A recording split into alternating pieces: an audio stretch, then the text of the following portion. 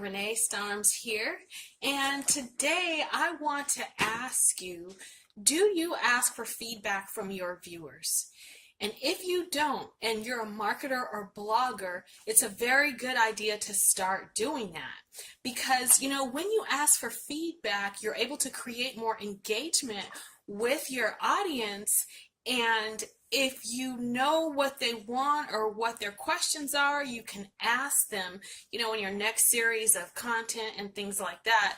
So that just really helps build credibility and helps make long-lasting relationships with your audience. So you definitely want to do that. You want to respond to them when they ask you a question, and you want to provide whatever it is that they're actually asking for.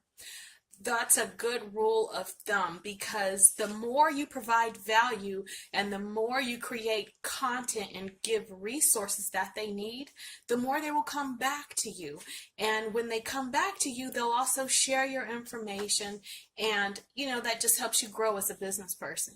So that's my tip for the day, and come back and let me know what you think. Take care.